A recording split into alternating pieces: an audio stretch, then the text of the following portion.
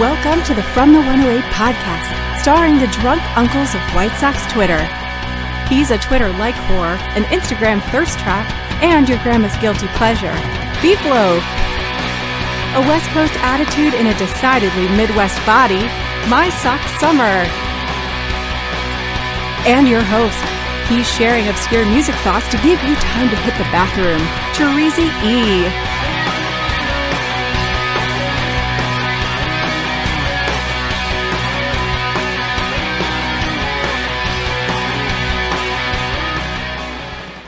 Thank you, Cornsey. Welcome to the From the 108 podcast. Get ready for some baseball, beer, and bullshit. And remember the drinking rules. If Beef Loaf says allegedly, or that he manifested that, you drink.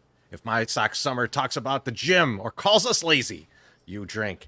And if I talk music or have an awkward pause, that happens as we take this train right off the rails. My God. Awkward enough for you? You drink. Wow. Speaking of drinking, fellas, what are you drinking?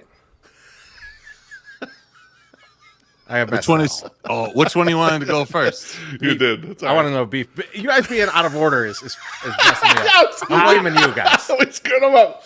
You know what? In honor of trying to clear things out in my bar here, I got what's left of the Patron, which ain't much. I got some of it in the glass already. Oh man, that's not going to be enough to take us home though. So I got the champagne of beers. I got some Miller High Lifes left over from the season. Things never go bad.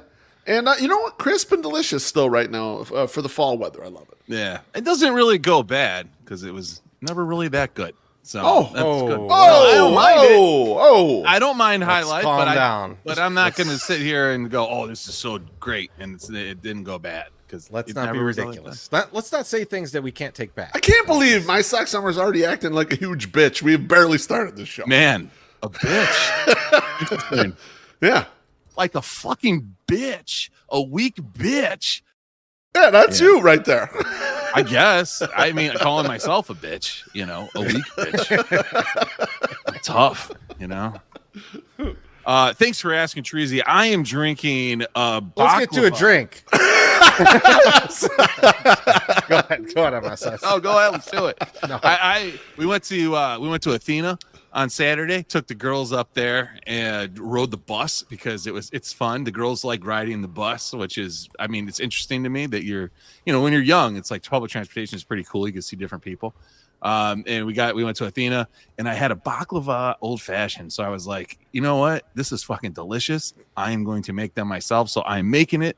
That's what I have. I have, I think 3 of them in the container to my side. So I will just be pointing those out. And it's 2 ounces of bourbon, 1/2 ounce of cinnamon syrup, like cinnamon simple syrup. And then like 4 dashes of black walnut bitters. They are fucking delicious. So Treasy, what are you drinking tonight? I'm going to take a couple drinks before we get to you, before I even tell you. But we got one from John Nava. He says, cheers, fellas. Let's get this weekend started right. Hell yeah. Hell yeah. Attaboy, John. Let's go. Little Friday. Yum. And then we got one from Schluss Poppy. He says, MSS the Elitist. Too good for Miller High Life. Oh, I'm not too good for it. He's too good for it. Look at here we go. Let's drink some Miller High Life then. Thank you. I just don't think it's that good. Or I don't think it was ever good and then can go bad. It just wasn't ever that good. I think it's one of the best macro beers ever made. I agree. Not wrong. Go ahead, Treasy. What are you drinking tonight? We got the Stormtrooper out.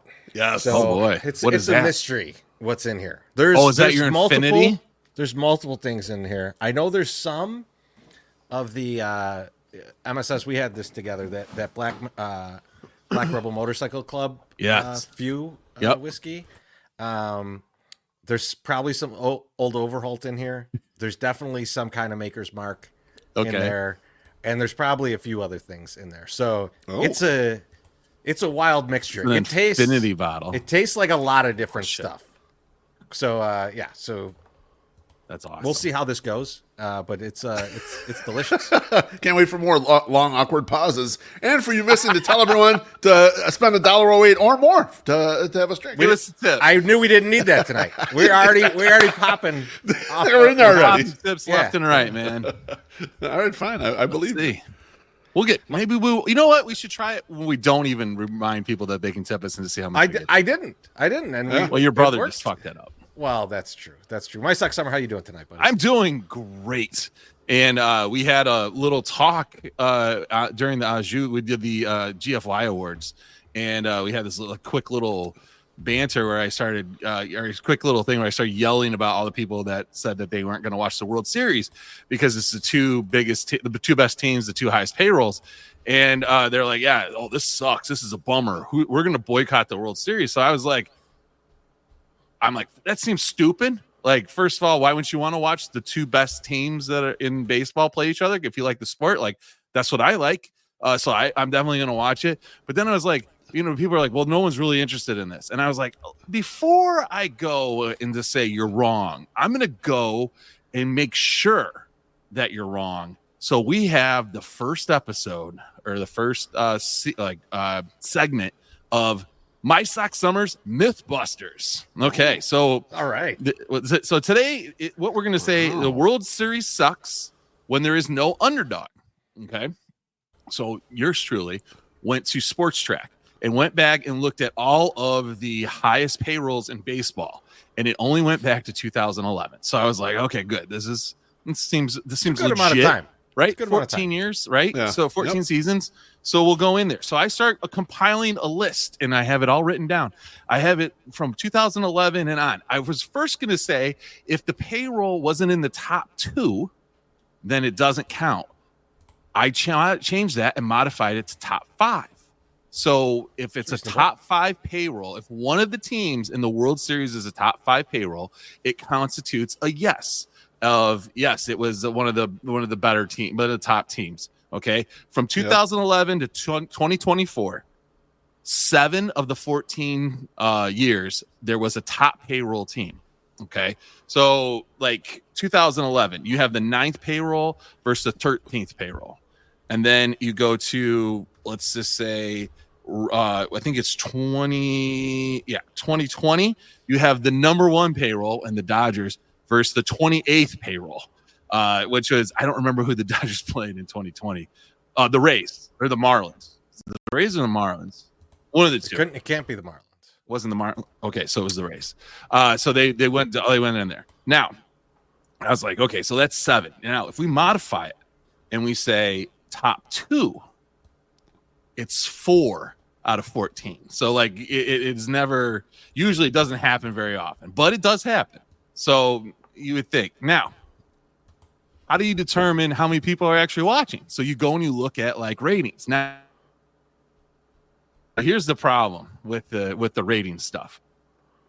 Ratings started to change because you can't watch it, like you can watch all sorts of things now. You don't like, it's not like 1981 where 44 million people watched the World Series because there was literally that on and probably something in reruns. Like there's multiple things, multiple venues you can put your entertainment stuff into. So from starting in 2011, you had like 16 million and then 13 million, and it kind of went, around those same numbers from 16 to like 13 million views until you get to 2016 when the Cubs are in the World Series. The Cubs just happen to be a top 5 payroll. They're the 5th top payroll going against the 18th payroll, which is Cleveland.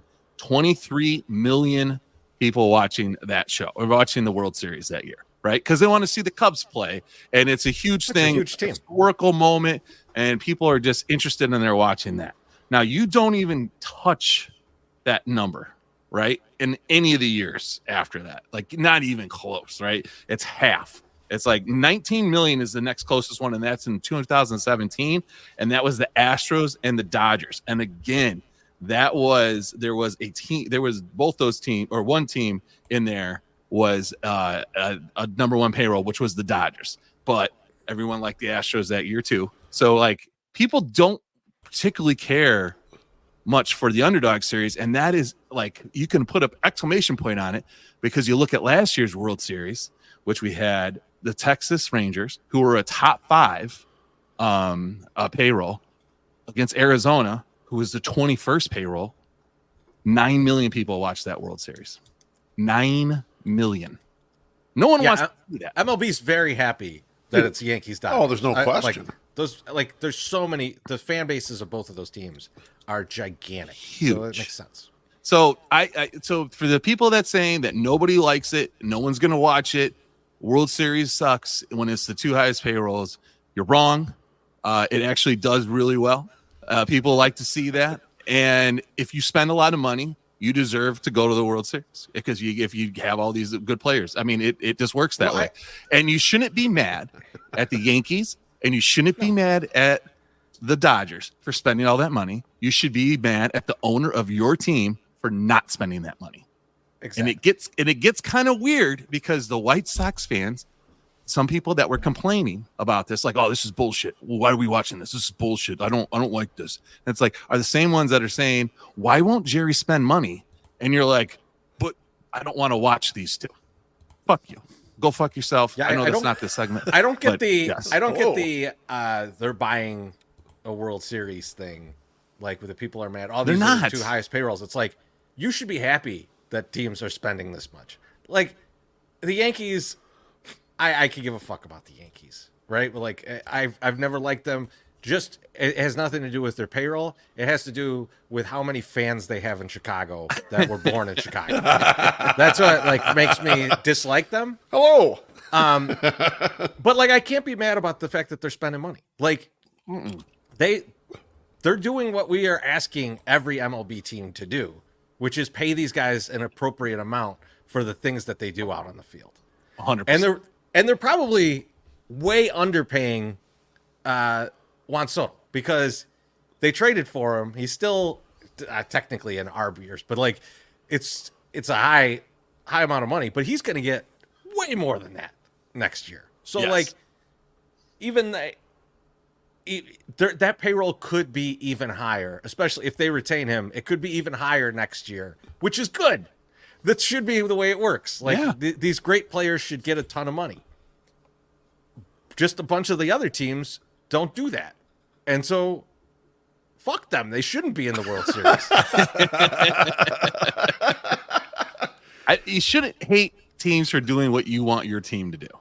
You know, and I know people like the Slavic tweet. Is this what you guys want? These guys for $500 million? Oh, and then I mean, yes, we do want that, and I think it's been exposed that you want your team to do this. So, folks, tune in and watch the best baseball players in the world go at each other in the World Series, or at least in the United States, go at each other in the World Series because it's going to be a fucking great time. It's going to be fun. And it's my first World Series betting, so this is going to be great. Well, that's what even better. Say. Isn't it kind of fun to bet on Ohtani? Because he's betting on it too. Aaron exactly. I mean, his interpreter. I'm sorry. His interpreter's betting on it. Totally not a competitive dude. You know, plays defense, pitches, and hits the shit out of the ball. Not competitive. Has no drive. Definitely does not gamble. So. A couple quick notes on this MSS. Sure. Number one, I did a bunch of this payroll research previously. You should have hit a brother up because I did a blog at the end of 2019 where I analyzed the payrolls from like 12 to 19, showing kind of the similar thought process to you that like you almost have to spend money to get down to the end. It's hard to get down to the end without spending money. No, you shouldn't be sorry about it. It could save you some work. But I like that approach. And like another way we could have cut this too, is like by regular season wins too, because sometimes a team becomes a juggernaut. Well, like the Astros would have bore harder in your thing because they never spent a lot of money, but they had fucking awesome teams that were like constantly going to the LCS or World Series over and over and over again. And I never heard nobody complain about that. People seemed fine with it, right? It's only been this World Series where it complained. Well, so let me give you guys a scenario real quick, and you tell me if this doesn't get the most ratings of a baseball game in, let's call it, the past 5 years. The World Series goes to a 7th game. Shohei Ohtani, who is now healthy enough to pitch, starts that game. Now they're low on pitching. Yeah, but they're claiming he's not going to pitch. I know they've said it Man, that would be 1,000 times. Awesome. Yeah, they've been saying he's not going to pitch. When it's game 7, everything's on the line. Yeah. And man, you've really banged up that bullpen. There's no good starter to go to. Yeah. You get 2 innings out of Ohtani? Do you try it? Like, if you do, is there anyone who's not watching that? Is there any if they announce Shohei Ohtani is the starting pitcher of Game 7 of the World Series, is there anyone who is not looking at that game? I mean, even people who don't like baseball are probably tuning in just to see that beginning. Just to see it, but also how much fluid cum is all over Ben Verlander on his couch. He can't even move, right? Like he is just stuck. He's like Randy Marsh when he was in the computer when they cut off porn and he jerked off and he's just covered in cum, like just sitting there. That's Ben Verlander, like just my boy. Let's get a couple drinks here. Let's do it. Our guy Gordo, he's giving it. Don't give us money, Stop Gordo. giving us money. Cheers, Gordo. He says marinara shots for MSS. Thank you, Gordo. Girl gave me the shirt, so that's why I'm wearing that tonight. I like it. That's it's in response to you always saying allegedly. I like it. Why don't you say it, Beef? Why don't you say it real quick? Allegedly. We got Cheers, CJ. Our guy CJ says, it's Halloween time, people. Pray for your friendly bar folk out there this week. It's a living, I guess. Cheers, everyone. Die. Cheers, CJ. Good luck. Thank you, CJ. Appreciate you. Yeah, it's got to be a wild time to be a bartender. Yeah. On Halloween? Yeah. That's got to be. Yeah. I've been on the other side of that bar, and I know that it's a mess. Timothy Mocker with back-to-back bangers. He says, these teams need to stop spending so much and start doing it honestly, giving Andrew Vaughn and Kevin Cheats 13,000 at-bats over 4 seasons. And then in response to what you said, MSS, he says, it was a spooky ghost, Ben Verlander. Perfect. That's good shit. Beef, how you doing tonight? You know what? I've had an interesting week, fellas. I didn't bring it up last podcast. I did put it out there on Twitter. We did some family portraits on Saturday. Me, Mrs. Beef, and Bonita. Mrs. Beef just wanted to do family portraits, and I'm amenable to anything, even though, family portraits probably not the way I want to spend an hour on a Saturday night, but I'm like, all right, let's do it. Only an hour? Because that seems like you got out easy for an hour. Well, yeah. Oh, I did, huh? How long should it be? I don't know, man. 1 hour? An hour was way too long. I was going to say, we thought it was going to be 20 minutes. Man, sometimes you got to drive somewhere, and you got to go to you got to go downtown. You got to go to different locations. All right, I don't want to live. I don't want to live any more of your life right now. Let me continue my story. So I decide that. I'm going to go with a look where I've got a vest on. I'm gonna, I slicked back the hair and pulled the ponytail back. Let's just make sure there's a shirt on and a vest. Oh yeah. A shirt under the vest. Yeah. Okay. Well, you paused for a second. I got very nervous. I mean, I've gone shirtless. I know. Vest. I don't have that body anymore, Treasy. Allegedly, all right. Not in that good a shape at this point, so I'm not able to do that. So I go with that look. I don't go with I'm going to look overtly fat. I tried to trim it a little bit, So we're doing the pictures at Pingtown Park, right by Chinatown, So we pull over there. Somewhere? It's like 5 blocks away. So we drive over there. Yeah, that's MSS, shut the fuck up. I don't care, all right? We drive over there, and Mrs. Beef's like, well, we're going to meet this friend. It's a friend. Olivia went to school with the woman's daughter who's going to do the pictures. It's a friend. So we're going to meet them right inside an entry there. And it's like, okay, so we're rolling up and we're walking, and they have these boats, like these ferries that come and drop a bunch of people off. And people are streaming out of the park. They probably have just been dropped off right there. And we're walking, and I happen to glance the other side, and there is a gentleman with a walker, and he's got white shorts on, and he has severely shitted his white shorts. And Treasy, when I say shitted, there's shit in front of the white shorts. Obviously, there's a lot of doo-doo in the back also, but a lot in the front. And it wasn't one of these where you see it and you're like, oh my God, this is ridiculous. Like when you get a waft of his essence just comes floating across. He's right on the other side of the walkway. And we're all looking at everyone like my family. Kudos to my family. Is he in the pictures? Is he in the pictures? No, but imagine how slow you're moving. You have the shitted pants in the front even, and he's got the walker, and he's moving excessively slow, and I'm thinking, where is this poor bastard going with the shitted up pants? The wafting smell came and hit us. It's a tough scene, man. I don't know if my family saw it or they smelled it first and then looked over there and saw him. But imagine being in the white shorts. You're like going out for a day and you don't walk well. You got your walker and then you get whatever you had for lunch. I don't know. You had the Clams Casino for lunch and boom, it comes blasting out of him. The only thing I thought, Treasy, was I wonder if this bastard was on that ferry and how long the shitted up pants were on the ferry with the guys. That's what I'm worried about. I feel terrible for this dude, but I just want to say one thing. You're that age. You got those kinds of things going on. White shorts are not. Do not buy.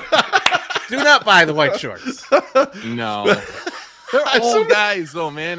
You got to feel bad for old. We're going to be there at some point, and you're just like, God. I hope not exactly like this. I'm just saying. I'm diapering up as soon as I need to. You know, like drink, literally. Drink here from thank you, Sandy. She says cheers and another one down there somewhere. But cheers. Oh, my gosh. Cheers. So, I mean, family portraits, though, you end up doing some of the oddest poses that you would never actually do in real life. And I choose to trust the artist, the photographer, whatever there you want to line me up and do me whatever, I'm doing them. But we did such weird stuff. I'm interested to see how the pictures come out because some of these things I felt like if these pictures get on the internet, I'm going to be killed. I will be crushed by some of these poses that we had to do in a photo shoot. This is getting on the internet. How is this not getting on the internet? Well, it's not gonna. It doesn't have to get on the internet.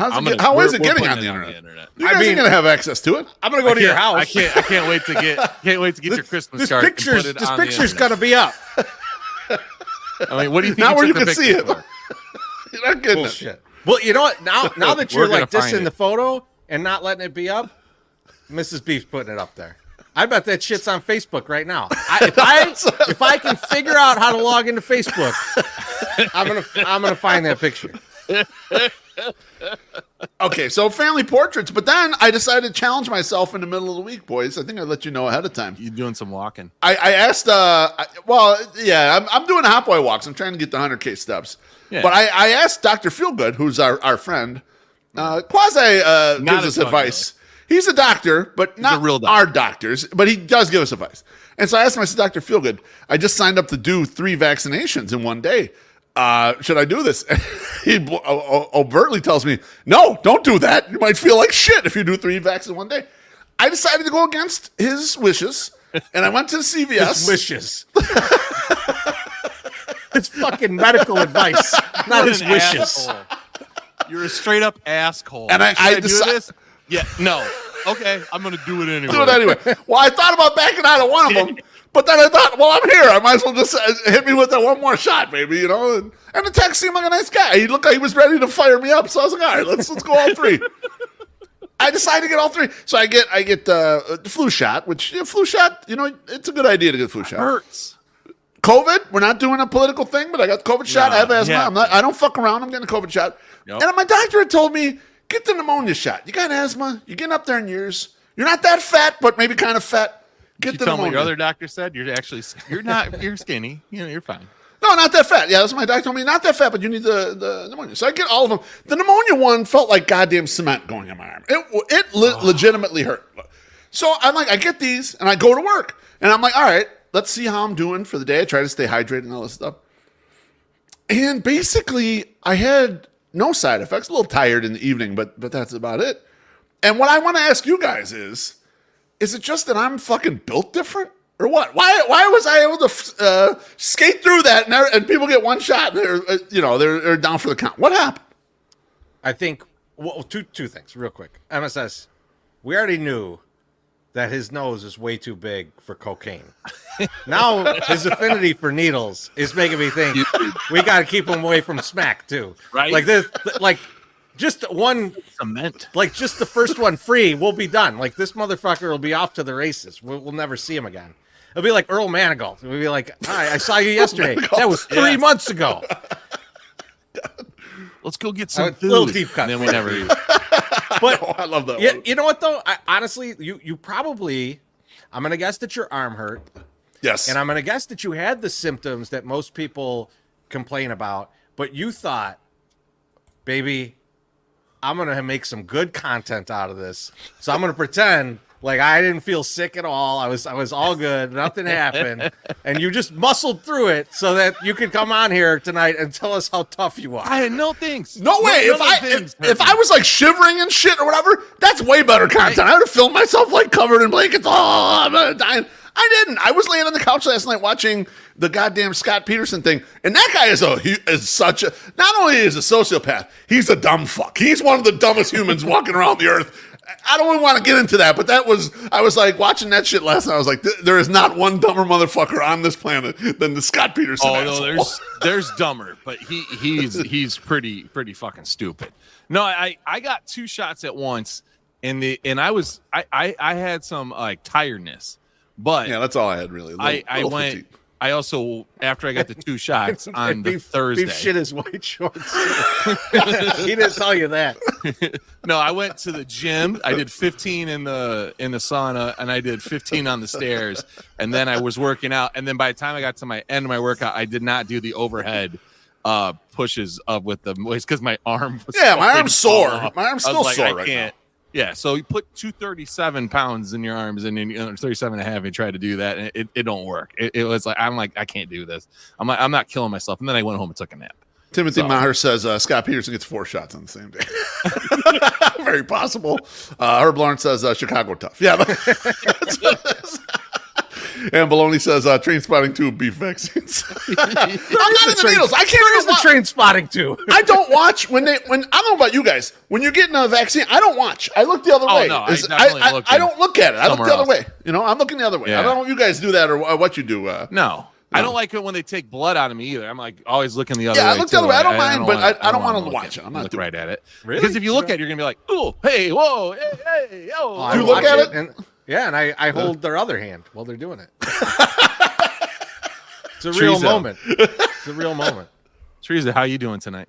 I'm doing good. I was actually just telling Quartzy this on my way home.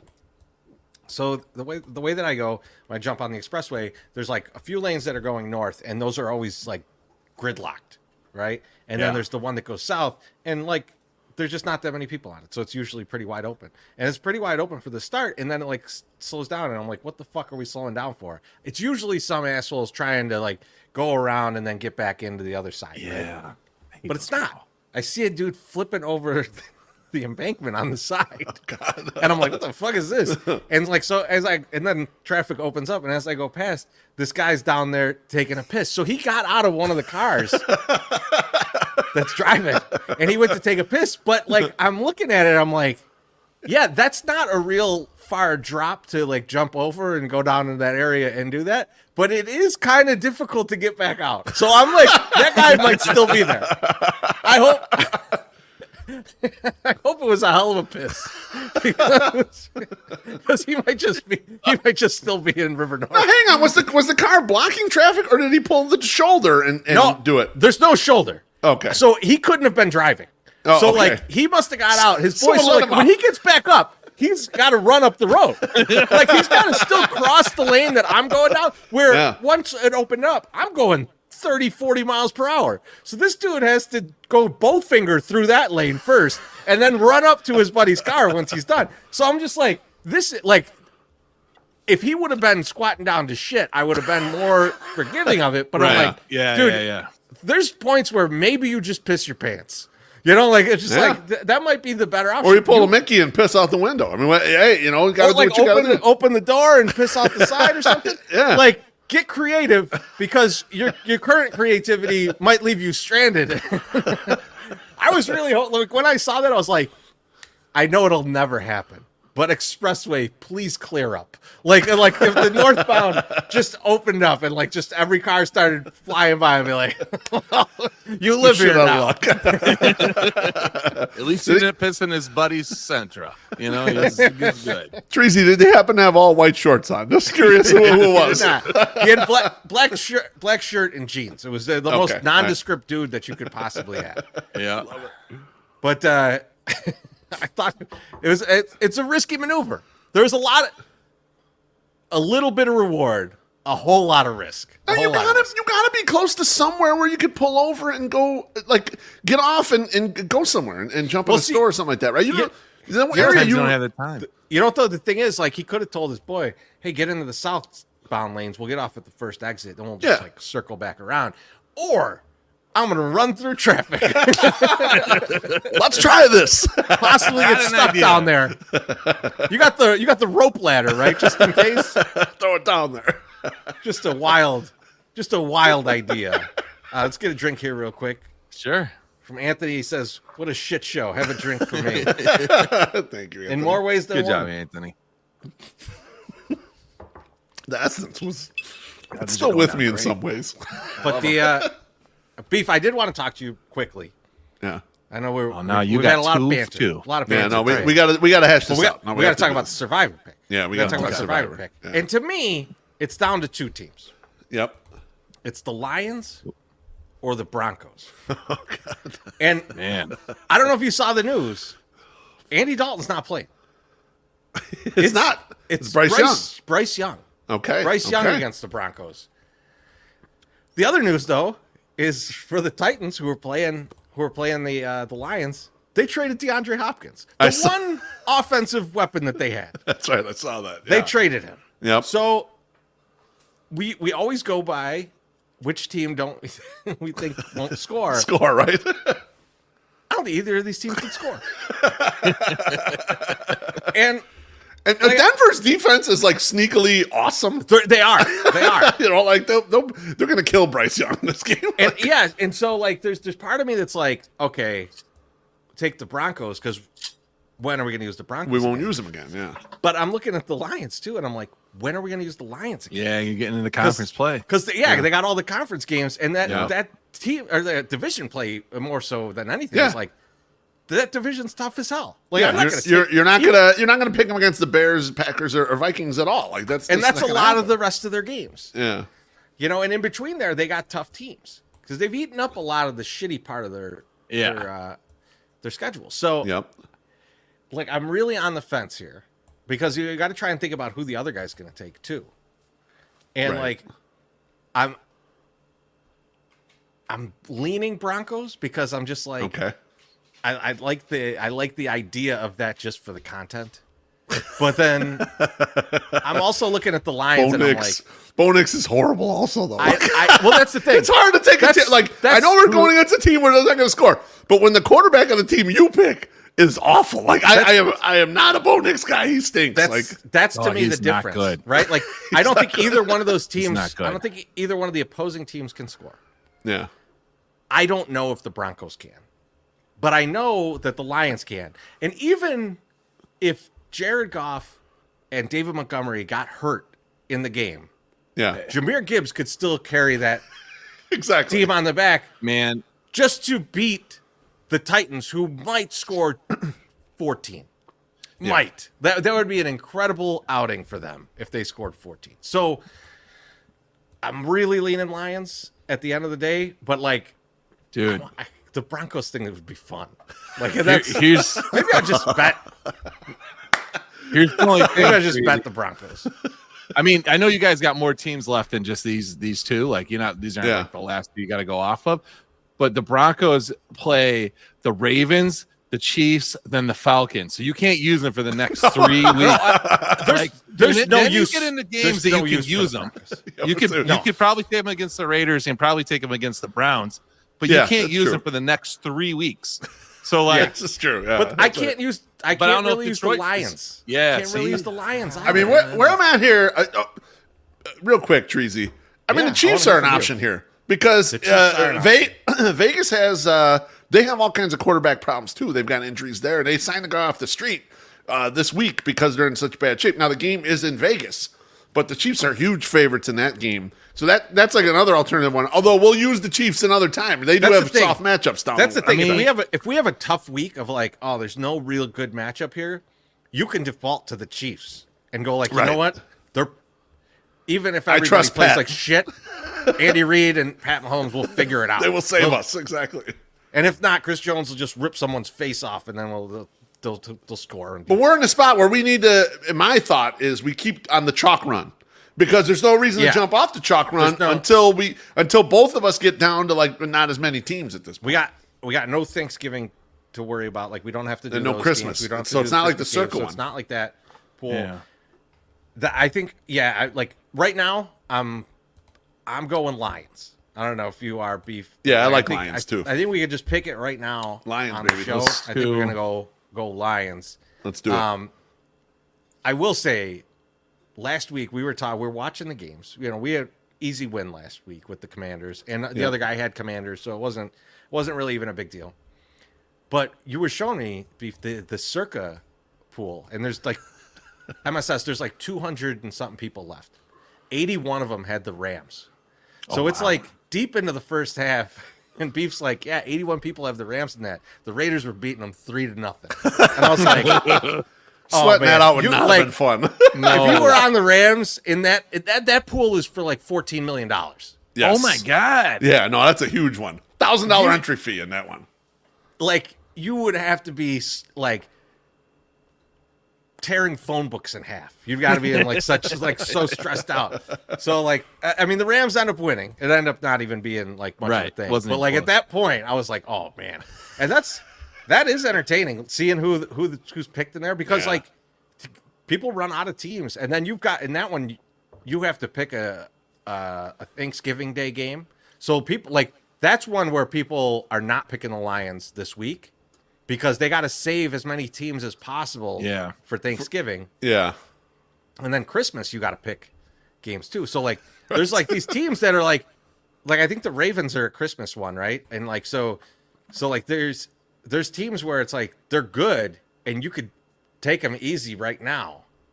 But if you get to those games later, like you got nothing. You might be taking like, you know, the Browns or somebody on those days, or like the Cowboys who are terrible now. They're not good. But yeah, so let's go Lions. Yep, we're in for Lions. My Sock Summer, I think it's about time. About that time. I went down to the dock last night. Kicks and costumes, oh what a sight. They cried out, don't you give us sweets. We want Lawrence strip, no tricks, just treats. Vampires, witches, goblins too, all trend with something new. Shrimp in buckets, shining bright. Lord the lights on Halloween night. Give it, Lawrence shrimp so yummy. Candy's old news, let's make it clear. Shrimp is the treat of the year. Hell yeah, shrimp is the treat of the year. Get your ass over to Lawrence's, one of their 4 Chicagoland locations. Get your ass over there and get some shrimp. There's a question here. It says, is Thanksgiving like a bonus extra week in the circuit? It's an extra week. So you have to like those like 6 teams that play on Thanksgiving, you have to pick one of them. And then you also have to pick on Sunday. So like you have to pick one of those and survive it. And then on Sunday, you've got to pick again from the teams that are remaining, which is only like, I think everybody plays that weekend. So it's 10 more teams. So like, by then, you've used up a lot of these teams, so it's a tough. That week is real tough. That with the limited amount of teams left in that thing, I don't know how it gets past Thanksgiving weekend. To be honest, so that should do it. One of my favorite segments that we do, and I'm so excited for tonight's, is the stupidest shit we've read on the internet this week. And MSS, I'm going to start with you. Oh.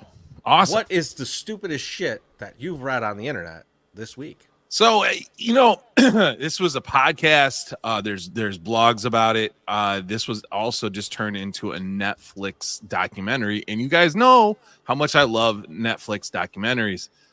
It just came out last week, and I think I watched it the day it actually came out because I saw the preview, and I was like, I'm going to watch this. And it is called Sweet Bobby. And I don't know if you guys know anything about it, but I'll give you the breakdown. In 2010, this woman, Karat, received a friend request from a man named Bobby. She accepted due to having mutual friends on the platform and him being an apparent acquaintance from her wider Sith community in London. At first, the two only engaged in friendly messages, with Bobby immediately disclosing that he was married and had a child on the way. However, he quickly began confiding in Karat when his marriage started to break down and the pair became friends. As their relationship progressed, naturally, Karat wanted to take things to the next level, aka actually meet in person. While the pair did plan to go meet on multiple occasions, Bobby never saw it through. Rather, he fabricated many twisted stories as to why they were unable to get together. The first was in November 2013. They were still just friends at this point before becoming official on Valentine's Day in 2015, when Karat received a Facebook message saying that Bobby had been shot and was in a coma. Huh? Sick. Is it sick? It's. Are you talking about? Are you Seek? trying to say seek? Seek. Yeah. Okay. There you So, go. yeah, not Sith. Sith is a Star Wars thing. Yes. But you're good. You're good. Keep going. Whatever. We're getting there. I didn't stop you. I didn't stop you. You didn't, but you put that up, made me look glum, so everybody needs to drink. She received a Facebook message saying that Bobby had been shot and was in a coma. 2 months later, in early 2014, she was told he had died. To deal with her grief, Karat revealed that she had joined a Facebook group with 39 of Bobby's friends, which she later learned were all fake accounts of people who never existed. Then, in a surreal turn of events, Bobby came back to life a few months later, claiming he had been put in a witness protection program after faking his own death. Other excuses, controlling behaviors he used to dominate her, included a brain tumor in 2015, shortly followed by a stroke, and later a heart attack, all of which were corroborated by Bobby's consultant, who was also in contact with her throughout his health scares. Again, he never existed either. In addition to this, whenever she broached the subject of them meeting, Bobby would threaten to commit suicide to control her. In 2017, Karat revealed that she had become so controlling that she had to be signed off sick from work due to all the stress that her fake boyfriend was causing her. The creepiest part of this whole thing was that during these relationship struggles, she confided in her cousin, Simran. Turns out it was Karat's cousin, Simran, who was the one who admitted all the fraud, made all the accounts. Oh my God. Oh, yes. Totally fucked your cousin over. And when it was confronted with it and said, "Why did you do this?" she said, "I was a schoolgirl. I was young. I just was trying to have some fun." And she fucked with her cousin for 10 fucking years. Now, Look, I was young. I was just trying to ruin your life. fun fucking good. No big deal. Baloney has a Now- question. Did she play for Notre Dame? I think it's valid. I think it's valid in this It's situation good. to find out if she played for Notre Dame. Here's the thing. You need to watch this documentary if you like this kind of things, because it doesn't really, I didn't know the whole story before I watched it, but like I'm watching it and the woman says, she starts talking and she's like, and he told me he was going through this cancer, stroke or something. He couldn't talk. So he would just tap. She's like, so we would spend the entire night on like Facebook Messenger and he was just tapping his computer. And this is her cousin on the other side, just tapping the whole fucking night. And I'm like, this is weird. Right? This is odd. And then, at the end of this, like and if you don't want to know the end of the story, like I want to know the end of the story. I'm never going to watch this. okay, it's love. Are you going to watch it? Because I'm going to ruin it right now. So you might want to turn it off. But like she hires a private investigator and to find this guy because she finds out that like he's actually still married, right? Or he's married. So she finds the guy. She goes to his house and was like, "Hey, what? It's me." And the guy's like, "I don't know who you are." She's like, "No, we've been talking," and holds up the phone and is like, it's right here. This is your son, so and so. This is an outfit that I picked out or something.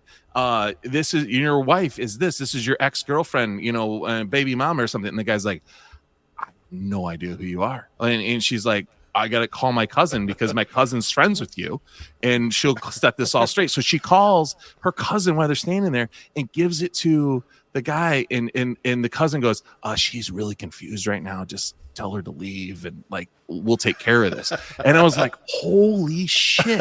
And she comes back and they think like she's going to go fucking ape shit and start like destroying shit and shooting up shit. And it's just like, this poor girl got fucked with for 10 years. And I'm like, you never spoke to him, you never met him, and you just like you fucking got sick. You quit your job. There was a point where she was telling her, she's like, the way you talk to one of your regular callers on your radio show sounded like you were flirting. I want you to quit your job. And she fucking quit her job for the fake guy that she never met.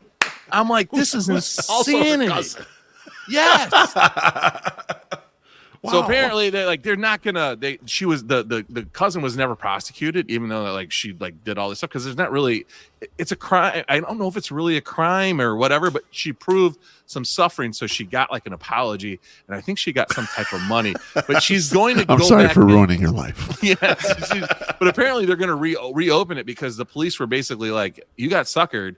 And they're like, no, like she mentally fucked with her. She deserves damages. So they're reopening the case and they're going to go up against. But man, like this poor girl, like, and she's not ugly or anything, but like at the end of it, she's like, this started when I was 32 or whatever, and now I'm 42, and like I don't know, or 38, like 28 to 38. She's like, I don't know if I'm ever gonna have kids now, and I was like, fuck, that sucks. And probably then better. I'm like, it's probably better she doesn't. I'm like, you're fucking stupid, though. It's better for the kids. Put up with all this stuff. Yeah. Timothy Maher says a broken heart isn't actually a felony. No, allegedly.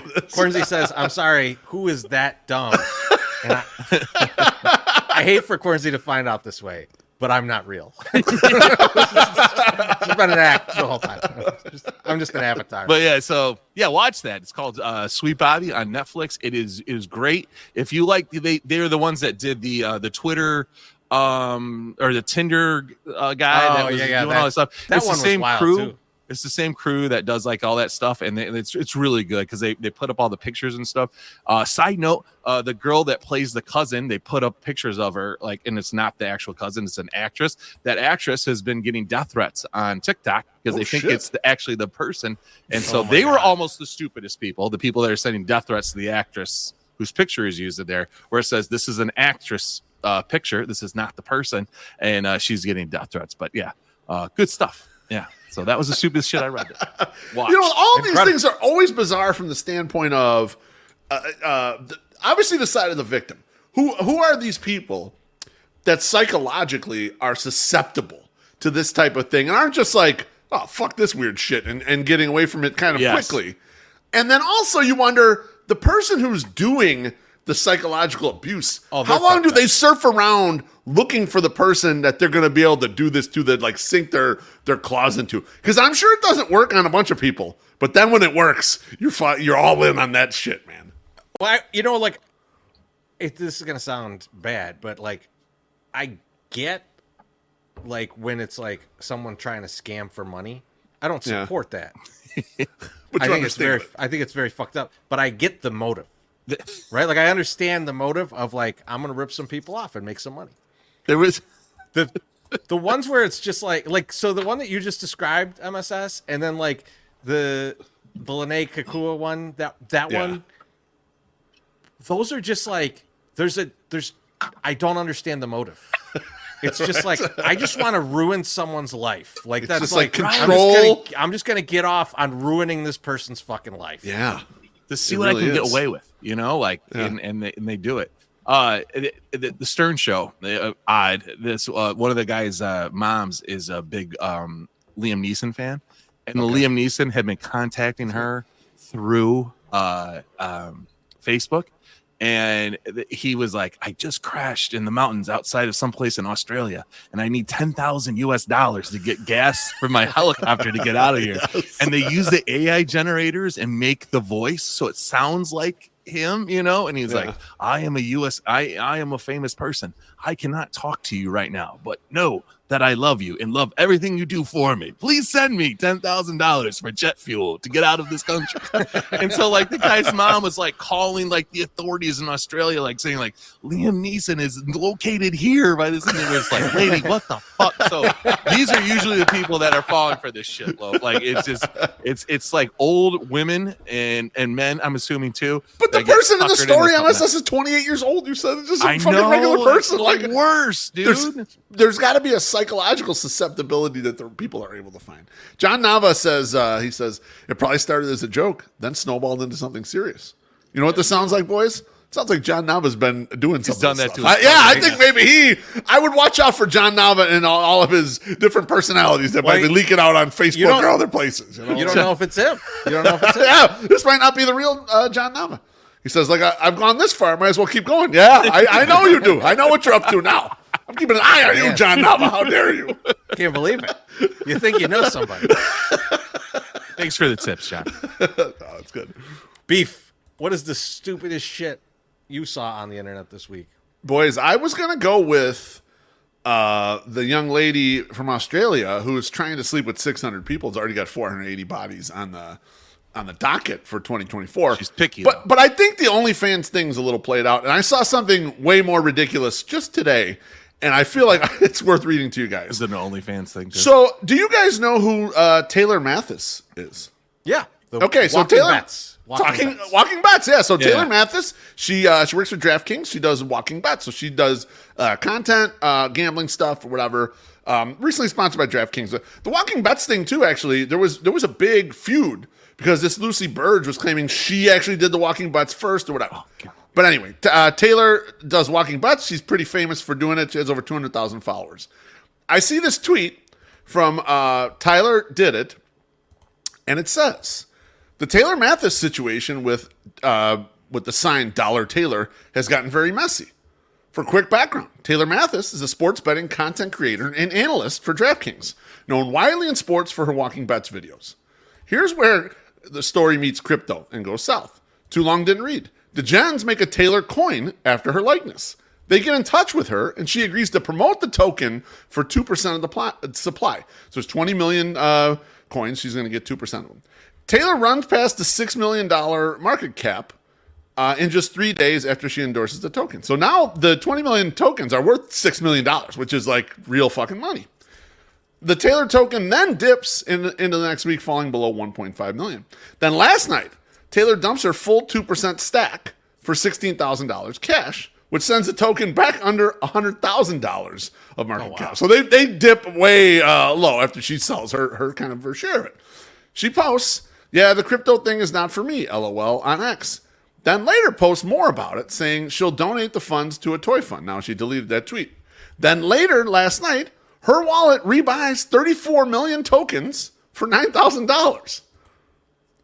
The Taylor tokens start to rebound as people figure out that she's rebuying them. She begins posting about her rebuys in reply to another person's tweet. It says, great narrative, right? The lore is crazy. Overall, this guy says, overall, a very unethical series of actions at a minimum, which could likely be construed as market manipulation. He goes, I'm no lawyer. Certainly a big mess she's gotten herself into here and a bad look for everyone involved. So, but to repeat the story, some maniacs created a token, a shit coin, basically. You know how there's Bitcoin, and then everyone tries to copy it? This is a shit coin. Okay. $ Taylor is the coin. They reach out to her to promote it. They offer her 2% of the stock. She says, okay, we'll do it. Starts promoting it. Market cap of the fucking thing goes up. Obviously, it's a big nothing, but it then becomes worth $6 million all of a sudden. And she dumps as the thing starts coming back down and then fucking rebuys the shit on the low. And everyone finds out about it. Basically, market manipulation. Man. It is, but I'm not going to defend her. I think she fucking knew what she was doing. But I am going to ask why someone would buy that fucking thing. Well, you know it's worthless. You know it's worthless, and it's gonna bounce up and down with however much she promotes it. Right? Like so, like you're at the mercy of her wanting to have this thing, wanting to deal with it. As soon as she didn't give a fuck about it, you knew that thing was gonna plummet. So like, what are you doing buying it? Right. Timothy Meyer says that guy at Pingtown Park had a wallet full of shit coins. He sure did. Pants full of shit coins. His pockets. Man. And Bruin Luke's right. Her account is now private.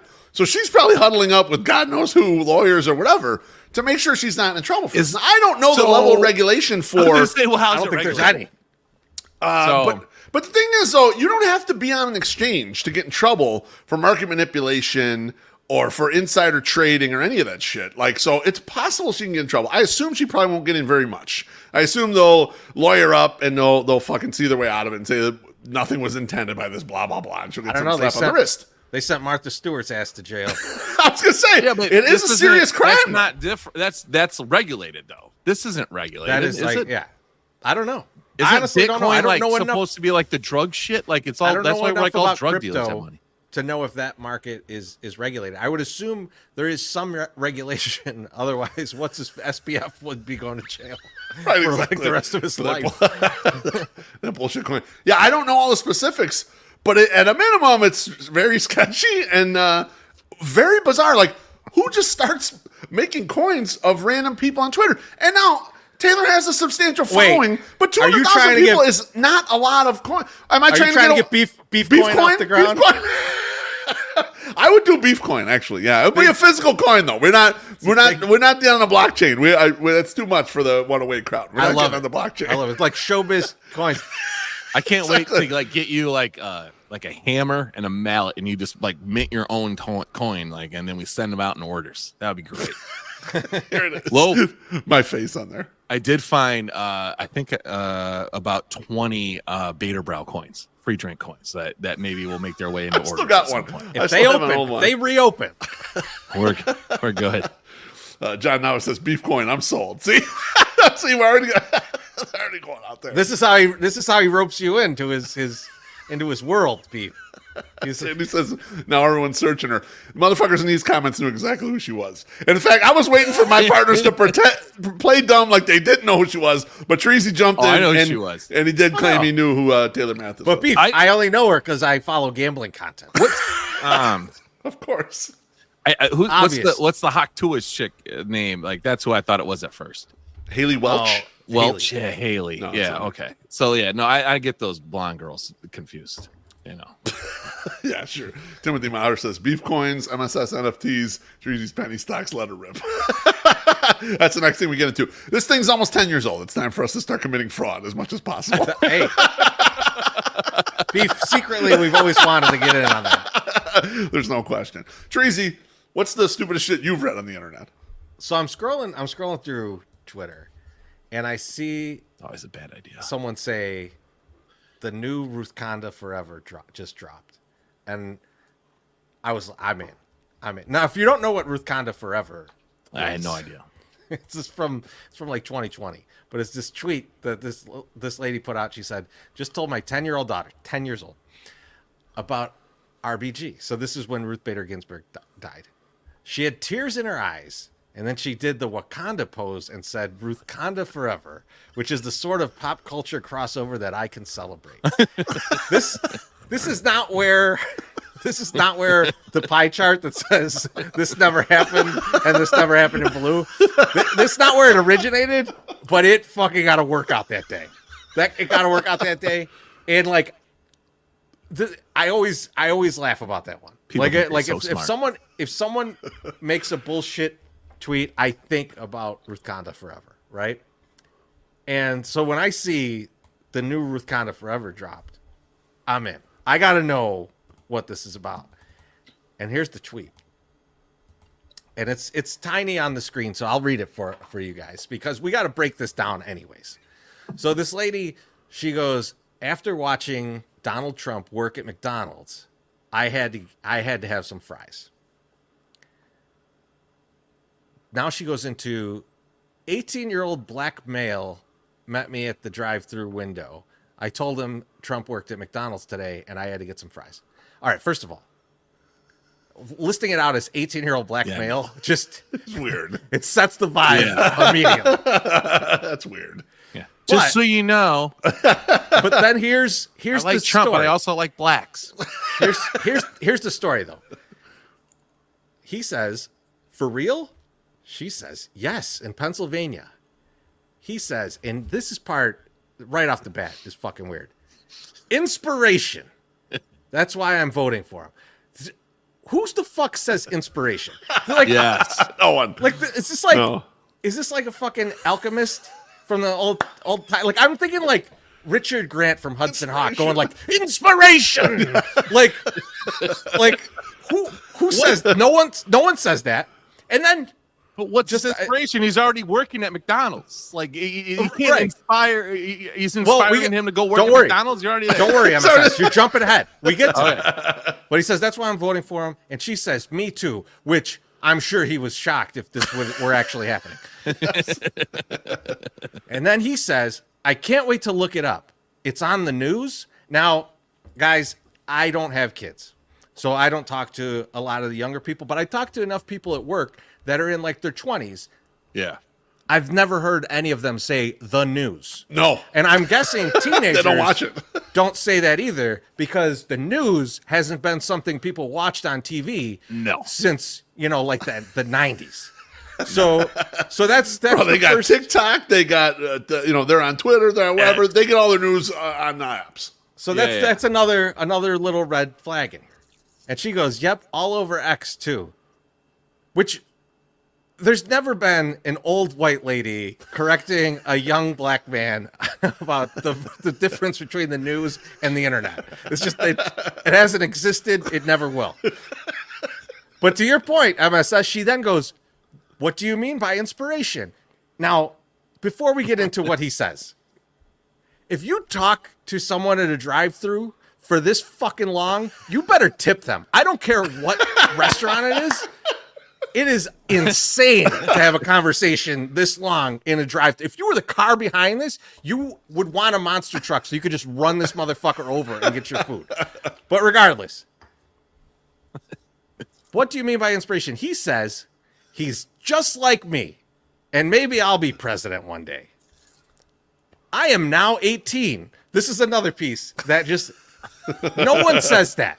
No one ever says I am now this age. Now 18. I might say I just turned 44 or I'm 44. I never will. No one will ever say I am now this age. That's fucking ridiculous. So I get to vote for him. My whole family is too. I guess that voting for him. They're not also now. 18. They're not also 18. Media won't tell you that because I'm black. I'm sure he said that. I'm sure the guy at the drive-thru wanted to let someone in their car know in the 30 seconds that they're going to have an interaction that the media won't tell you that because I'm black. Right. That's wild. Wild story. She says, love it. Keep working hard, and maybe I'll get to vote for you one day, too. And then he responded, which is a totally normal response from the drive-thru at McDonald's. He just responds, MAGA. Of course. I don't know. I shouldn't say I don't know. I do know some Republicans. I know people that are going to vote for Trump. I don't hang around with their whole inner circle, but I'm going to guess that no one just says MAGA to each other. Even in the tightest knit MAGA circles, I don't think that they just go MAGA and then walk off. You think they say MAGA? I think they don't say it at all. I could see them saying the whole thing weird, out loud, but just saying MAGA is a weird thing. So it is. Yeah, it's strange. I read through this story, laugh hysterically, and then I read through it again and think to myself, there is not one thing in this whole fucking conversation that makes sense. But that's not the stupidest thing. This is a ridiculous thing and outrageous. But the stupid part of this is that I start reading people responding to her that are like, oh, this is great. This is just heartwarming, blah, blah. And I thought to myself, I'm kind of happy now because a bunch of motherfuckers are going to go to McDonald's and try and recreate this conversation. And it's going to go fucking terribly for them. And my heart filled with joy. I was like the Grinch. My fucking heart grew 3 sizes thinking about the awkward conversation that these poor motherfuckers at McDonald's are going to have. And I would just laugh at myself. I was fucking laying in bed that night and Cornsy's like, what's wrong? And I'm like, I am just laughing, thinking about this kid shouting inspiration and then people going to the drive-thrus and trying to have this conversation. I'm just so happy. Kirk in the comments says, Jay Kuda working the drive-thru now. Sad. Jay Kuda. And Mailman Jack says, that's a great safety word, MAGA. Man, I wonder where the McDonald's is. It was probably in the South, potentially. You know, I mean, it could, it's it could help. I'm gonna tell you where it is. It doesn't exist. Let's say, like, where could it exist? And I don't, and that would be my only guess. But the way that it's all like whited up, no, there's no way that's the way it went down.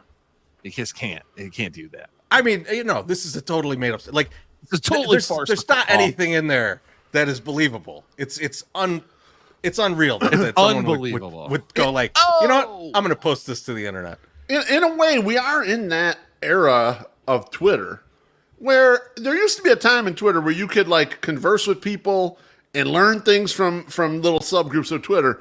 And now everything is just like so much bullshit. And we all feed into it too in a variety of ways, like making up random things. But like the idea of like putting a tweet like that out there that instantly is totally full of shit. But it's like, that's part of the entertainment of Twitter at this point, right? I mean, it's just like make up random crazy shit and there you go. It was the most fun I had that day on Twitter. I'll tell you. So. Or you get a shitcoin made up for you, and then you almost go to jail. Shitcoin. And if you're carrying around, just don't wear white shorts. That's right. Treasy, you ready? You want to pay some bills, man? Let's do it. Get ready.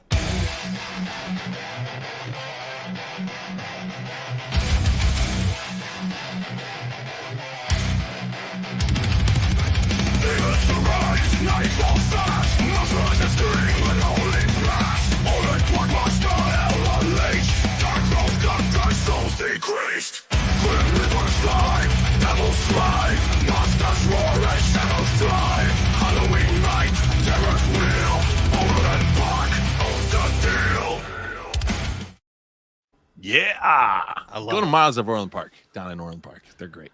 Go get a Mazda. Thanks. I think I'm due for another Mazda. Really? Not a Trade new up. one, just another one in addition. Just add one in. Yeah. Multiple Mazdas. I love it, man. Get rid of that Buick. Get another Mazda. That's not on me. But let's get into a little White Sox talk. Oh, Heyo.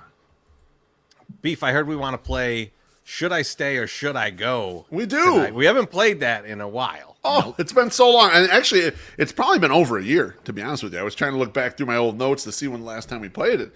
But the game's real simple.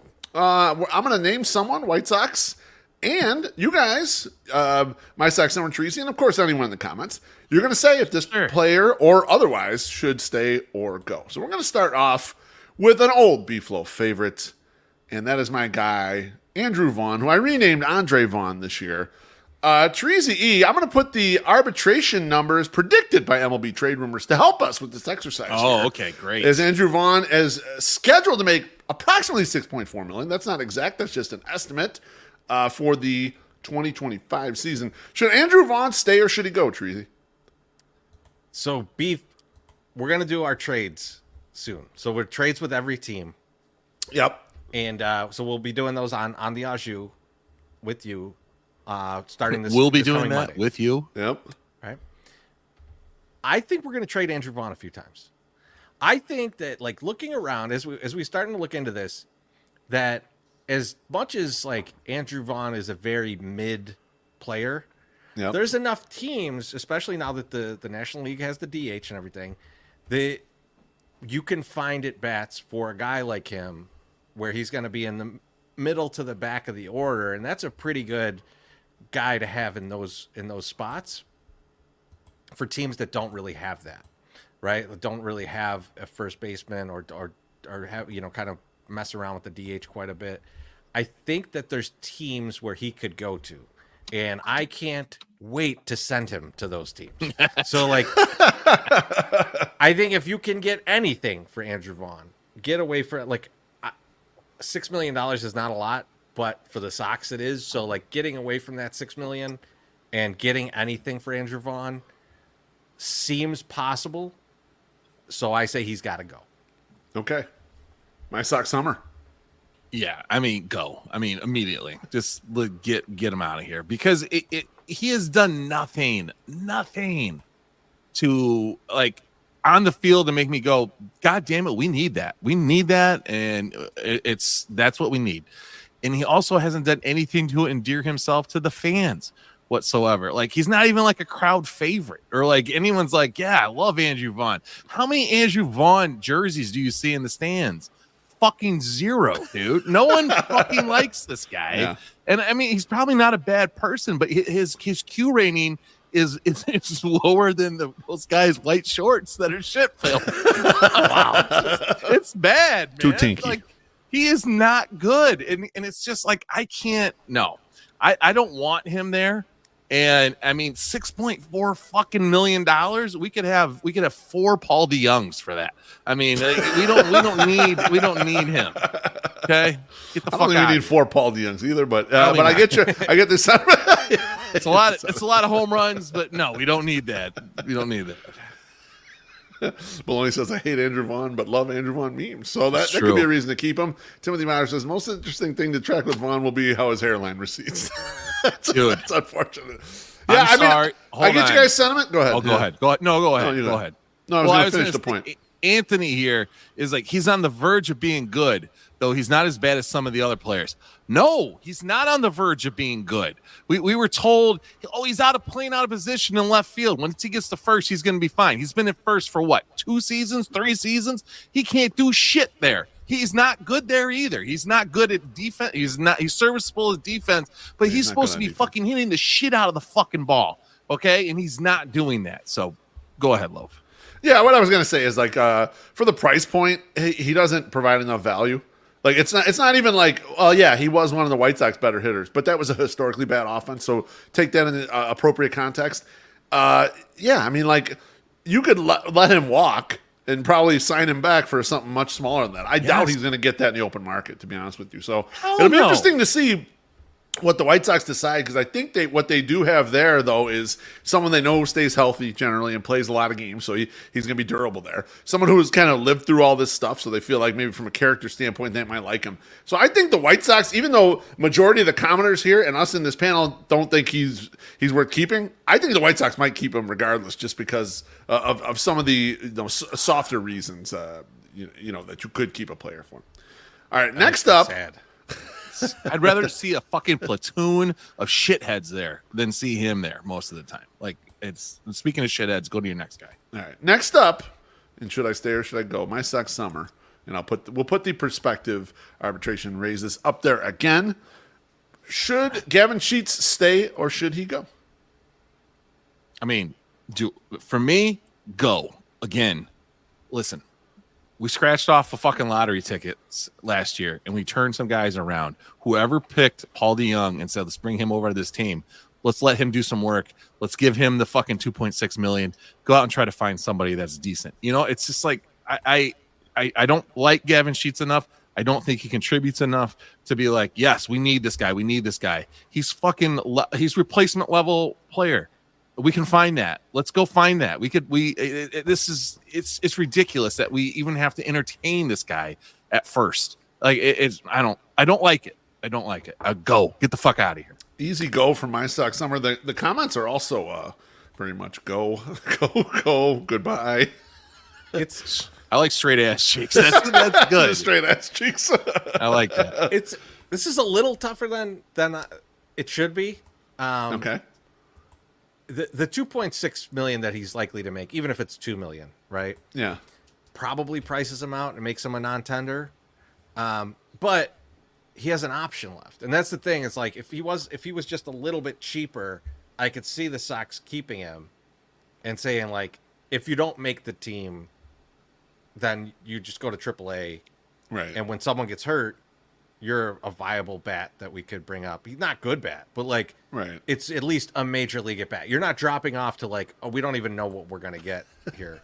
Like, you at least have an idea of what the guy's going to do and how to use him. So there's some utility there, but the two, let's call it 2 million. Let's say that they lowball him and it's 2 million. That's just probably too much. That's just probably too much for what he is. I just think about all the pain that Gavin Sheets has caused us sitting in Section 108 when he's in front of us playing defense. Horrible, horrible defense. and we're stuck there watching it. And not only that, My Sox Summer has yelled to this man for seasons to throw a ball up. He finally throws a ball up, and it smashes this kid in the I was head. going to say, you should think of how much pain you caused that poor kid. Kid gets listen. clobbered. And I'm not just for that, they should have kicked his ass off the team. How are you gonna throw it in the crowd and you hit some little kid in the head? What the fuck? Like, I'm gonna blame his dad just as much though as Gavin Cheese. You don't put your kid up there on that fucking on those shoulders when he can't catch, and that kid could not catch. Because if a ball's coming right at your face, you at least hope you can deflect it with the glove that you have. But when you can't even do that, you should not be up there like letting the kid just figure it out. Mrs. Beef is going straight to hell. She says that was hilarious. It was Kid bad. getting smashed in the skull. And he didn't even get the ball, but then somebody gave him the ball, which was nice. So that was cool. Blood-soaked ball. And he found his glasses that were broken. And for that reason, I'm out. All right, next up. And this, in fact, is not a player. And I'm going to start with Chirizi here. The White Sox are going to get a new manager very soon. I confused the shit out of my Sox number before the show. He's like, what do you mean they're going to get a new manager soon? I'm like, well, yeah, they got to hire somebody. He goes, oh, I thought you were saying they hired somebody. I said they're going to get a manager soon. And you're like, You didn't what do you say mean it soon? Anyway. No, I'll Sox tell you will- exactly how it was said, and the people at home can decide. Oh, who's I'm in the going right to or lose wrong. this always. Whatever. Beef said the new manager will be here soon. Be here soon. And, Incoming. And it MSS took that as like he's on the flight. It's like, He'll be here soon. hire somebody? Like if someone were if someone were going to come to your house in 2 weeks, you would say he's coming over in 2 weeks. If he was on his way, you'd say he'll be here soon. And I think MSS That's took why he it that took way. it. Yeah, I don't think that it was like I'm trying to say MSS. I don't think you were that wrong the way it was worded. But I'll let the comments roast you. I thought it was a little rough. Regardless, the Bruce White Van Sox Luke. will hire a new manager They will. It's in a reasonable amount of time. It probably won't be any longer than a couple weeks here. And when they do, that manager has some decisions to make. And one of the decisions they have to make, and should I stay or should I go, is Ethan Katz. Chirizi Ethan Katz, should he stay or should he go? So this is an interesting one. I think this is one that we're going to have to bat around a little bit because I'm not even sure if he should stay or go. So, but we got to think about it from this angle. Is Brian Bannister going to stay or go? Because I think he's definitely going to stay. I think so. And so there's a few aspects to that we need to break down. So if Katz is a Bannister guy, like Bannister didn't bring him in, but they've worked together. Correct. They worked together this year. It seemed to work out well for them.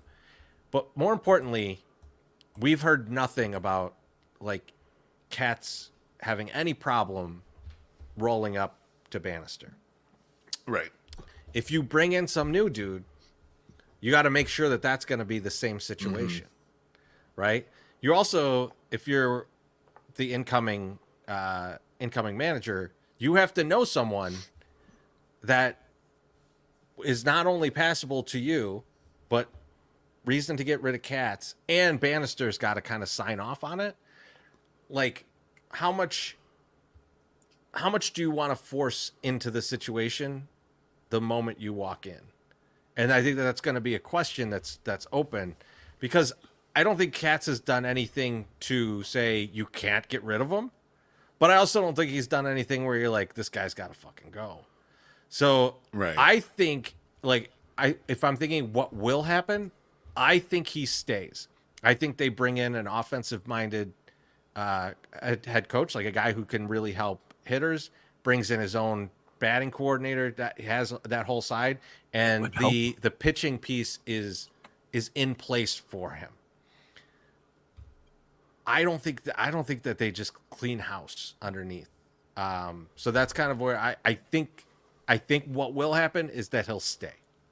Okay. My Sox Thank summer. you for What do letting think? me like work through that in my No, mind. I think it requires a lot of thought because of the moving parts involved here. And like some people really like Katz and think he's done some great work, and some people are like, he's been kind of mid. And so like there is a lot of different opinions, I'll say, out in the marketplace of this. And that's what I go said. ahead. Like, I don't think he did anything to keep like oh, you got to keep him. I don't think he's done anything where you're like, oh, you got to get him out of here. Jackie Treehorn asks if Bannister and Katz are a package deal. I don't think so. No, because they came in at different times together. Yeah. That's right. Yeah, and actually, Bannister most definitely carries more weight. Right, he was hired by the GM, put in place to oversee kind of that side of the ledger. He definitely is above in the pecking order, was what I would say. I think Katz was brought in to like kind of like help Lucas, and but also like Katz had shown that he was good with pitchers. Like he's not like I don't know, he's not some bum off the street, and that kind of works into this. I like what you're saying, Treasy. They're not going to clean house, mostly because nothing has been consistent for this fucking team whatsoever. So to have that thing be consistent, that's fine. Let's keep a pitching coach that's actually doing his job and is getting these guys that are coming out. Now, whoever picked up Fetty, you got some good innings this year out of a lot of pitchers starting pitching that I didn't think we were going to get. Garrett Crochet, great job. And maybe like you want to give, if you're going to give him credit for the bad things, you got to give him credit for the good things. So you got to give him that, right? I think somebody said it in the our guy Anthony in the comments says Cat should stay because look what he did for the young guys to end the year. Yes. I mean, some of these guys are pitching off their ass. And what we noticed, Loaf, like when they said we sent Cannon down to the minors to work on these things, he did those things, came back, and he was better, and he pitched better, and he had a good end of the year. Like our starting pitching is trending upwards. As much as a shit show as last year was, starting pitching was much better than I thought it was going to be. So I think you got to give Katz credit on that. And I think him and the Bannister back and forth seems to be working. I think we would know if it's not. I think we would have heard something, and we haven't. So, right. you would have heard that there was tension, right? That's right. Yeah, something would have spilled out.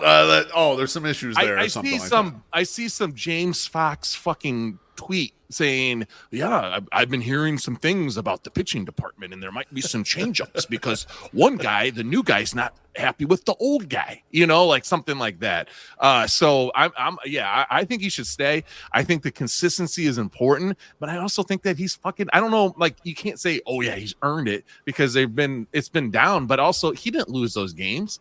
So, I think he deserves a chance to keep it going, and I think it's helpful to have starting pitching was the only good thing on the team for most of the season. I mean, the relievers not so much, but they figured out the relief over the course of the year. Yeah. So I don't know, but this is another thing where it's like because Bannister and Katz are there, it's like, well, who did the work? Who helped these guys? Who was giving the right plan? Where's one starting the other one out kind of thing? When you look at Kopech, right? Like who was telling Kopech, hey, these things that he didn't do until he went to the Dodgers.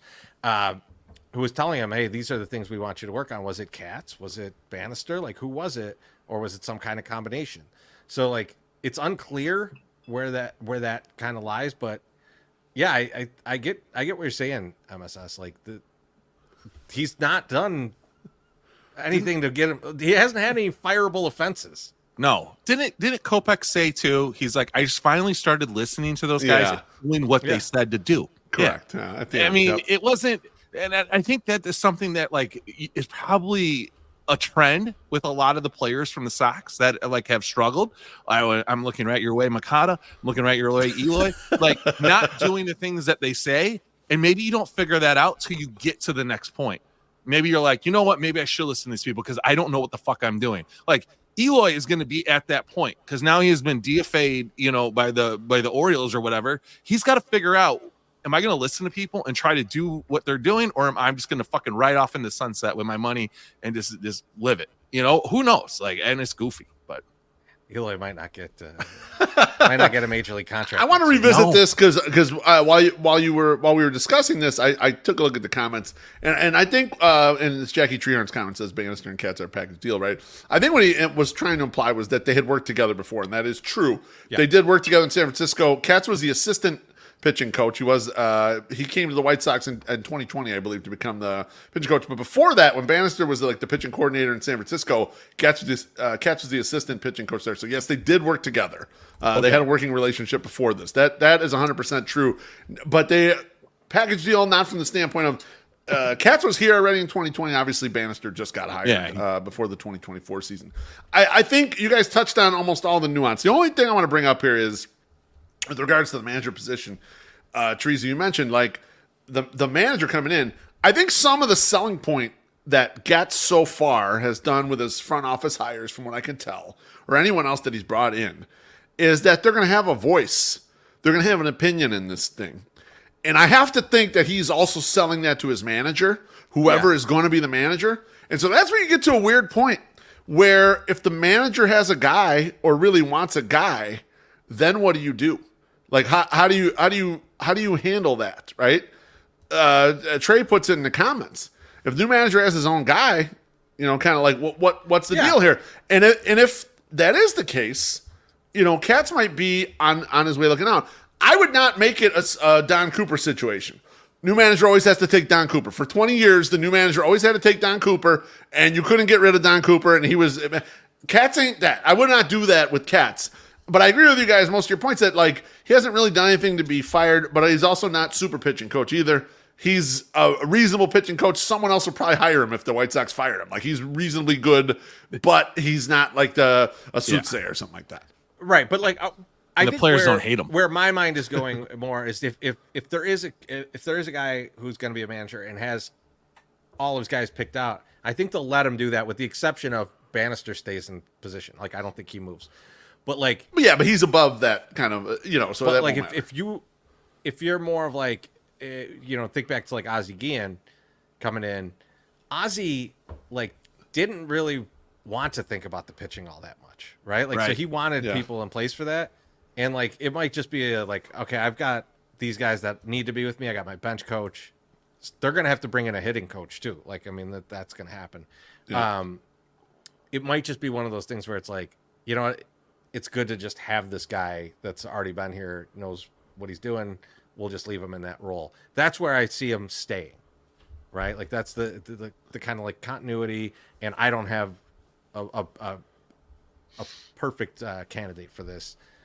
If the guy comes in with a, like, if he knows a guy, Katz is out. Like, it's just how it is. Just Galaxy, to be honest, in the comments says John Heyman just reported leading candidates are Phil Nevin, George Lombard, and Will Venable. So we're getting down to the end.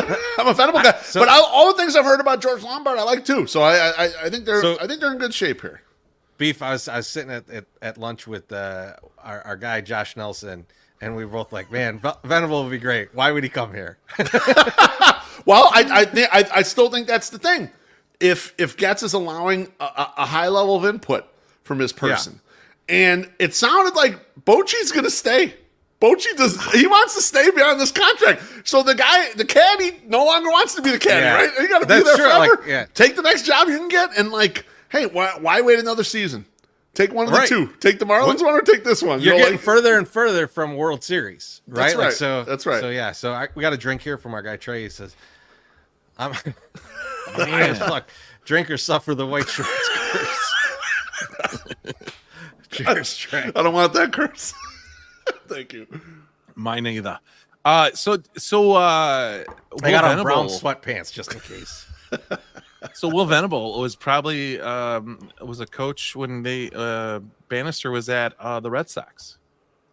Yeah, there's some crossover. Yes, that's correct. Yeah, that's nice. Yeah, that's right. Yeah, that could be. So, it doesn't hurt. Know what'd be funny? You know what'd be funny then? If he came in and like the first thing he did was get rid of Katz. Well, then we would be like, you know what? Maybe there was some tension. Well, I mean, I think that's probably a situation though. Like you bring that up, MSS, where they let the band stay together. And so he would not disrupt that. I think maybe he would leave that the way it is. I wrote about Will Venable back in May when we thought Pedro was going to get fired early in the season. Thought this is the dream candidate. This is the exact guy you want. I'd be thrilled if they hired him, even though he has no manager. So, Teresi, am I wrong? Don't we have to drink because he brought up a fucking blog that he wrote? That's true. I haven't manifested it yet, but it's happening. Oh, Jesus. Oh, criminy. All right, next up. And should I stay or should I go? And this guy, he's been here for a while. And I know My Sox Summer really likes his intro music when he comes out of the bullpen. And the salary's not that high. That is Matt Foster's projected to get $900,000 next year. in arbitration. My Sox Summer, should he stay or should he go? Listen, this is it's under $1 million, right? It's like putting $1 on a 12-leg parlay, right? Like, what the fuck? Maybe it hits, maybe it doesn't. But you know what? It doesn't really cost that much. Let's find out. Let's see what happens. Actually, I give him better because we've seen some decent stuff from him. Yeah. I'll give him. He's a 7-leg parlay. Okay, I mean, just not as long of a shot. Okay, I like it. Not as long as a shot. He's a 7-leg. Yeah. And then you have a really good feeling about some of these picks in the 7-leg parlay, right? So I'm gonna say you keep him. Because I just think that he's not worth it to just be get rid of this guy. Yes, I want to hear more White Zombie when he comes rolling out to Dragula. I need it. I need it. Treasy E. God damn should he go? You want to explain? I mean, I just I forgot that Matt Foster was on the team 5 times this year. What's funny is last year he's healthy. The bullpen, they shit can a bunch of guys who don't do anything in the bullpen, but they leave him in AAA for the most part. They brought him up for a day or two when they had some weird shit with injuries, and then they sent his fucking ass back down. So they were not big fans of him, which burned his option. So now he's out of options. Yeah, he's out of options. That's right. Like I said, I forgot that he was even on the fucking team. I don't know that he'll even if he is healthy. I don't know if he's fits in the bullpen at all. I just don't. I don't know what that guy is, and I don't like having a guy there who we're gonna either have to stick with or DFA. There's other options in the minor leagues. Don't pay this guy. Just get him the fuck out of here. You're horrible. Maybe Pedro didn't like him because he played devil worshiper music. Maybe he's like, oh man, White Zombie, and he's like, change that music, sir. And he's like, no, I'm not going to change it. I think he ended the year in AAA. So he's like, get the fuck out. That was him with Grady here.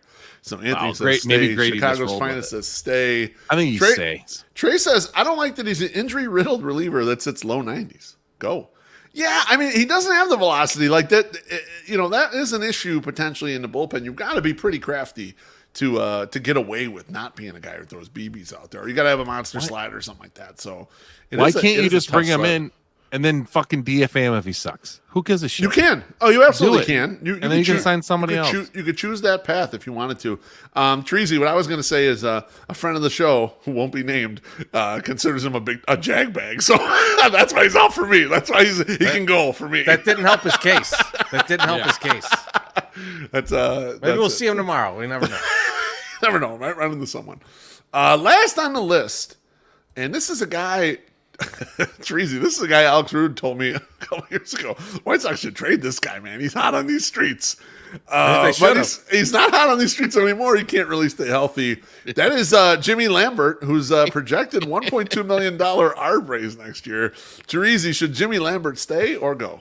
I hate to be Leonardo DiCaprio here, but 30 years old. It's way too old. Way too old. Just be injured this much. He's I just can't depend on this guy to be around.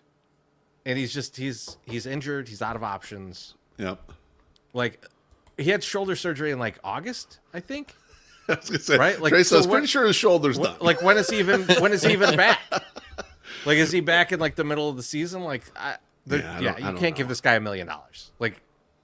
You only have $4 million to spend this offseason. He can't get one of them. He can absorb $1 million plus, $1.2 million of that. He's got to be sitting in the corner like spaghetti, trying not to be seen, and collect $1.2 million. He's like, put me in the basement. He'll be like Milton. Yeah, exactly.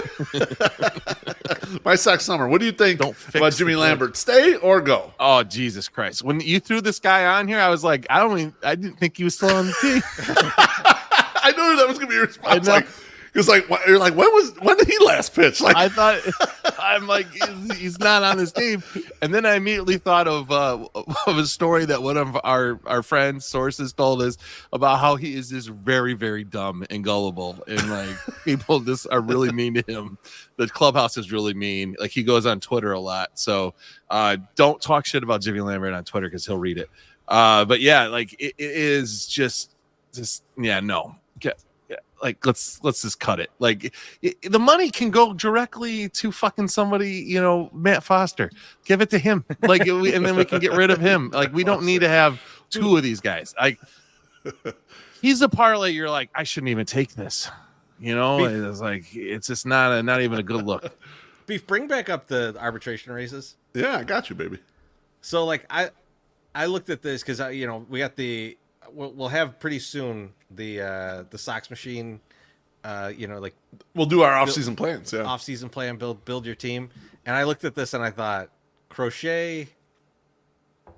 Okay, that's it. Maybe Justin Anderson. Well, I was gonna say, I think I like Justin Anderson. Justin Anderson makes the list. Like Steven Wilson. No, man. Dude, I was thinking about how we could trade Steven Wilson for anything in the offseason, the trades, Beef. Yeah, I like.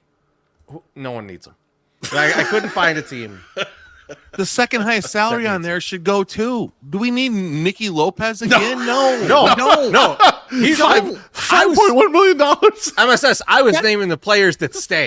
I named two. I named two players. Right.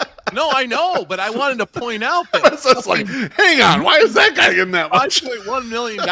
Like, wait a second. Like, for what? Like, what? Because he had a fucking softball tournament? It's like an Ocean's 11 style robbery here by Nicky Lopez. I love Daniel De Los Santos being on there too, because that was the guy that like we lit up for like 6 runs against that one great game against the Yankees. Yeah, we lit him up for like 6 runs, and then they fucking signed him like the next week. Yeah, the Yankees cut him almost immediately, and like 20 people are like, the White Sox will definitely pick this guy up. And then a week later, he was picked up. It was ridiculous. He pitched CC Sabathia-esque innings for the Sox for the end of the season.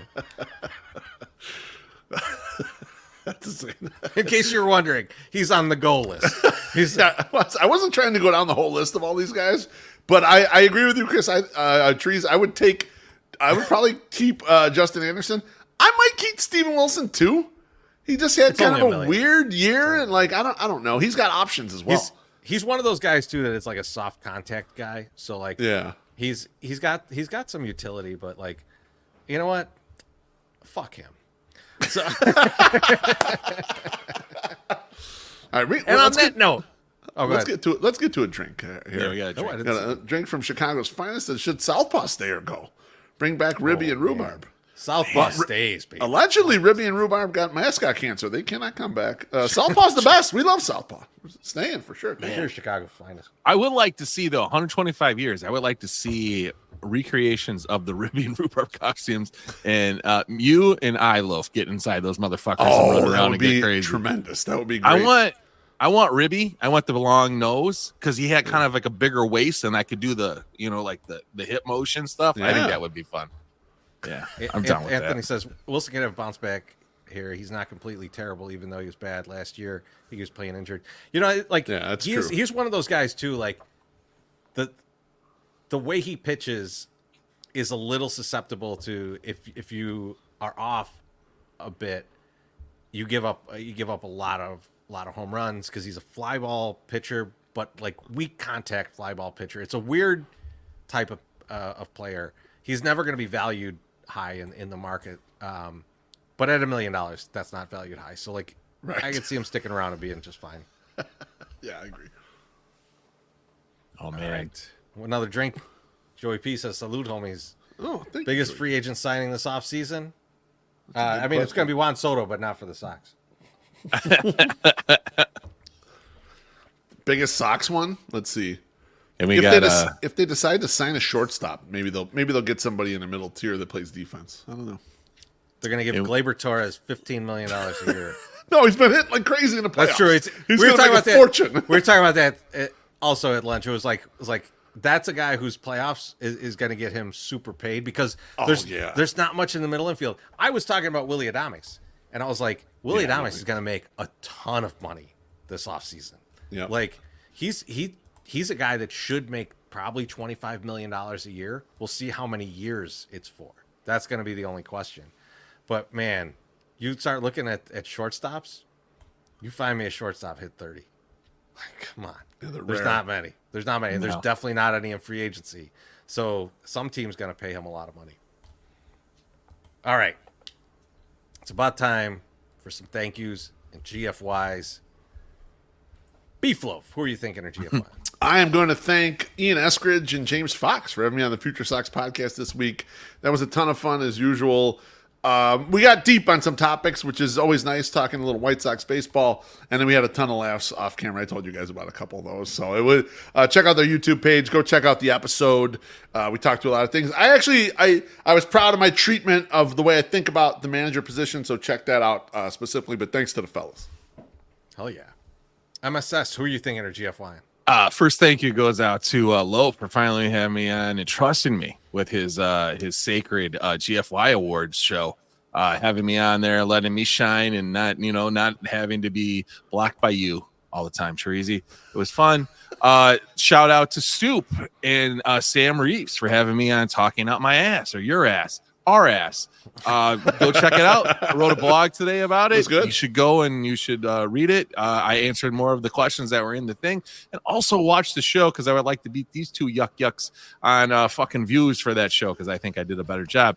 And then finally, go fuck yourself to the lady from Facebook who told me I was being pretentious when I would not tell everybody in the eBay buying reselling group that I just sold a fuck float for $250. Okay, listen, dummy. I'm not gonna go into a fucking unsolicited room that I don't know everybody and know who they are, and who probably are half voting for people that I wouldn't vote for. Going in there and saying, "Hey, I have this float. Do you know why I sold it for $150 to $250? Because people fuck on it or fuck it. I don't know. So I'm not going to put it out there. So I am going to write, if you know, you know." And she's like, we should ban this. We should just ban this. You shouldn't say, if you know, you know. You shouldn't do that. And then a bunch of people, like, of course, went on my side because I'm right. And they say, they're like, yeah, clearly you don't know what it is. She's like, I know what it is. And I've talked about it before. Bitch, I looked through all your posts. You ain't never talked about that. So shut the fuck up. You don't know what you're talking about. Shut your mouth. Don't worry about it. I'm not talking about fuck floats in fucking general public on Facebook. They've either fucked on it or fucked it. One more thing while you guys are catching your breath. I'm wearing my shirt from my guy, Gordo. If you want to help Gordo out, he had some medical issues going through. They're trying to fix his ticker. So please go over there if you got something to spare. This Venmo actually works. I shot it off my computer, so I can't do it on your phone. But go get to a desktop or a laptop, take a picture, send him what you can, or don't. It doesn't matter. It would be nice. He could use it if you got it. So, but hell yeah, Gordo's the best, man. Yeah, he is. He's awesome. Trezo. All I got this week is a GFY, and it's to Rob Manfred. You call the fucking neighborhood I grew up in, and the stadium that I love to go to. It's in a tough. It's the area. It says tough. Fuck you. Tough area. All right? I don't care if anyone misinterpreted what you said and you meant to say something else. You fucking said it. Go fuck yourself. That's what you get. That's how we end the show, because fuck Rob Manfred. I can't wait for him to retire. Even though he gave 7-year retirement plan to us that we didn't need. Get the fuck out. Go fuck yourself. Have a good night, everybody.